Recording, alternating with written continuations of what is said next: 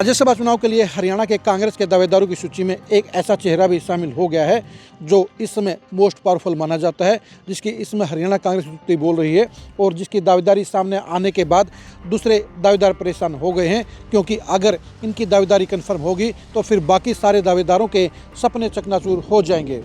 नमस्कार, मैं हूं कुलदीप शुरान। आज हम खरी खरी न्यूज़ में चर्चा करेंगे कांग्रेस के उस दावेदार की जिसका नाम सामने आते ही राज्यसभा चुनाव के अंदर अलग माहौल बन जाएगा और कांग्रेस के अंदर बड़ा खेला होने की संभावना कम हो जाएगी और कांग्रेस के बड़े नेताओं को सोच समझकर कुछ करना होगा। हम बात कर रहे हैं पार्टी के प्रभारी बीके हरिप्रसाद की। बीके हरिप्रसाद इस समय कर्नाटक से एमएलसी हैं और वो अब सेंटर की पॉलिटिक्स में आना चाहते हैं और इसके लिए राज्यसभा उनको परफेक्ट चांस नज़र आ रही है। हरियाणा से राज्यसभा की जो 2 सीटें खाली हो रही हैं उनमें से 37 विधायकों के साथ कांग्रेस का एक सांसद बन सकता है और इसलिए दिल्ली के गलियारों में बीके हरिप्रसाद का नाम तेज़ी से चल पड़ा है। वैसे तो बीके हरिप्रसाद के अलावा आधा दर्जन और भी नेता ऐसे हैं जो राज्यसभा जाना चाहते हैं, जो हरियाणा की तरफ देख रहे हैं। उनमें जयराम रमेश और अलका लांबा जैसे चेहरे भी शामिल हैं, लेकिन बीके हरिप्रसाद का नाम सामने आने के बाद हरियाणा कांग्रेस के तमाम समीकरण बदल सकते हैं। केंद्र के नेताओं के साथ साथ हरियाणा के लोकल दावेदार भी इस मामले में बीके हरिप्रसाद के सामने नहीं टिक पाएंगे और बीके हरिप्रसाद के प्रत्याशी बनने के बाद हरियाणा कांग्रेस के अंदर बड़ा खेला होने का चांस भी बंद हो जाएगा, क्योंकि अगर बीके हरिप्रसाद प्रत्याशी बनते हैं तो फिर हरियाणा कांग्रेस के तमाम विधायकों को अपने फ्यूचर के बारे में सोचना होगा। वही नेता क्रॉस वोटिंग कर पाएंगे जो बड़ा दाव खेल पाएंगे, जिन्हें बीजेपी कोई बड़ा ऑफर दे पाएगी। इसके बगैर कांग्रेस के नेता ना तो शाही कांड जैसा कोई और कांड कर पाएंगे और ना ही क्रॉस वोटिंग कर पाएंगे। यानी अगर बीके हरिप्रसाद को कांग्रेस हाईकमान ने हरियाणा से राज्यसभा का प्रत्याशी बना दिया तो फिर कांग्रेस के लिए वो सारा माहौल बनने का रास्ता साफ हो जाएगा जो कांग्रेस चाहती है।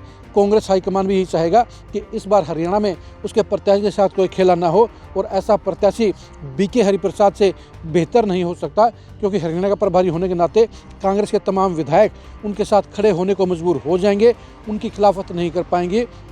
यानी वही विधायक क्रॉस वोटिंग कर पाएंगे जिसको कांग्रेस में नहीं रहना है और बाकी विधायकों को अगर कांग्रेस की पॉलिटिक्स करनी है तो फिर बीके हरिप्रसाद की जीत के लिए सबको लामबंद करना होगा, सबको कोई गड़बड़ नहीं करनी होगी और उन हालात में बीजेपी के सामने कांग्रेस एकजुटता के साथ खड़ी हो जाएगी।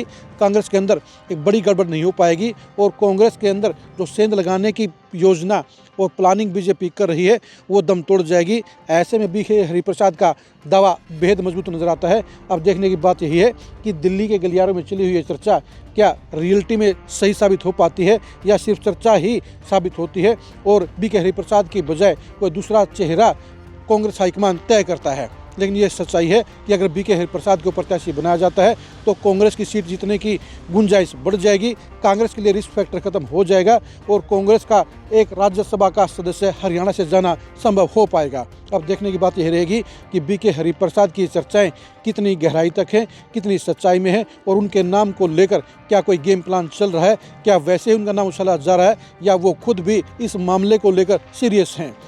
कांग्रेस की राज्यसभा की पॉलिटिक्स को जानने के लिए आप लगातार खरी खरी न्यूज़ बने रहिए।